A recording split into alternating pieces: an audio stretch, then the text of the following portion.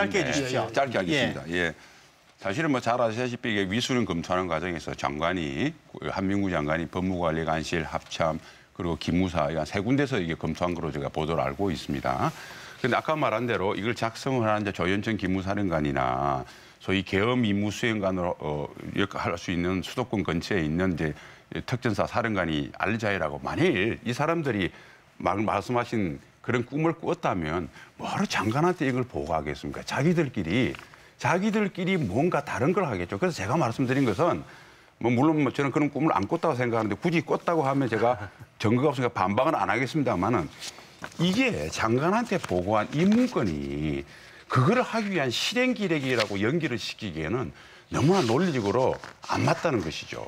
그 말씀을 드리겠습니다. 알겠습니다. 여기서 패널 분들의 생각도 중요하지만 그래도 국민 패널 또 국민들은 어떤 생각을 갖고 있는지 잠시 저희들이 준비한 그 빅데이터 분석을 좀 보시고 패널 분들의 얘기를 좀 듣도록 하겠습니다. 보시면 계엄과 관련된 그 연관어 빅데이터인데요. 뭐 가장 큰 게 뭐 기무사, 위수령, 촛불 집회, 자유한국당이 굉장히 크게 언급이 되어 있습니다.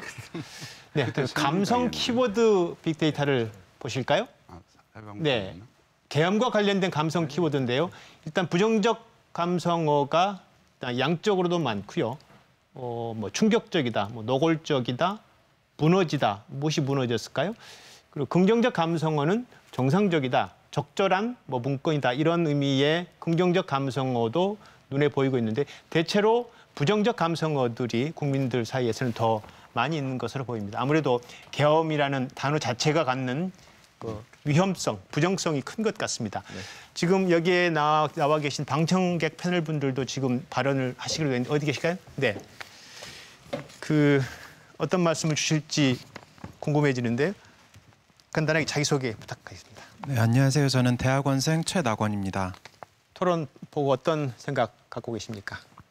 네, 일단 기본적으로 저도 학생이자 국민의 한 사람으로서 처음에 이 사건을 접했을 때 굉장히 큰 충격을 받았습니다. 왜냐하면 제가 이제 법을 공부하면서 어떤 계엄권의 남용으로 인해서 많은 국민들이 상처를 받았던 일은 우리 과거에 민주적 기본 질서가 확립되지 않았던 한국 사회의 과거에만 한정된 일이라고 생각을 했었는데 그러한 가능성이 현대 사회에서도 되풀이될 수 있었을 거라고 생각을 하니까 네. 그 부분에서 상당히 큰 충격을 받았었습니다. 뭐 만약의 상황, 최악의 상황에 대비한 문건이라는 판단도 있는데 그 부분에 대해서는 어떻게 보시나요? 네, 일단 아까 토론에서도 말씀해 주셨지만 제가 알기로는 이제 헌법상 계엄권을 행사하기 위해서는 어떤 전시나 사변이나 그에 준하는 사태여야 할 텐데 그렇다면 사실 그 당시에 촛불 시위를 통해서 그 기무사 측에서는 그러한 사태를 봤다는 것 아닙니까? 하지만 저도 촛불 시위에 참여했던 사람 중에 한 사람으로서 그 당시의 시위는 제가 느끼기에는 많은 국민들이 어떤 기본적인 헌법 정신이나 민주 질서를 열망하는 마음에서 굉장히 평화적이고 준법의식을 갖춘 채 시위를 진행했던 것으로 기억을 합니다. 그렇기 때문에 과연 그때 계엄령을 모의한 것이 정당한 것인지 또 과연 그 목적이 만일의 사태를 대비하는 것에만 한정되어 있었는지에 대한 의문을 지울 수가 없습니다. 역시 당시 촛불 집회 상황에 대해서 군이 그렇게 부정적으로 만약의 상황을 가정한 것 자체가 문제가 있다는 판단을 좀 하시는 것 같습니다. 혹시 질문이 있으신가요? 네, 저는 김영우 의원님께 질문을 드리고 싶은데요. 아까 의원님께서 그 과거에 부적법하게 계엄이 행사되었던 상황과 지금의 상황은 당연히 너무나 다르다고 하셨고 또 우리 국민들이 어떤 그러한 계엄으로 인한 트라우마로부터 벗어나야 된다는 말씀을 해주셨습니다. 그런데 저는 국민의 한 사람으로서 그 벗어날 수 있는 구분점 자체가 와닿지가 않는 것입니다. 왜냐하면 제가 느끼기에는 사실상 그때의 상황과 지금의 상황이 얼마나 다른 것인지 거기에 있어서 저가 국민의 한 사람으로서 얼마나 안심을 할 수 있는 것인지 거기에 의문이 드는 것이기 때문에 그 구분점을 의원님께서 조금 더 명확하게 말씀을 해주신다면 감사드리겠습니다. 네, 우리 국민들의 뇌리 속에 있는 계엄은 사실은 12.12나 5.18 아마 이런 걸 겁니다. 군이 정치에 개입해가지고 민주화 운동을 하는 그런 세력들에게 총뿌리를 겨누는, 다시 말해서 총뿌리를 우리 국민에게 겨누는 그런 계엄군, 뭐 특전사, 요원 이런 게 이제 우리 머릿속에 있어요. 왜냐하면 우리가 겪은 것이 바로 그런 과거밖에 없지 않습니까?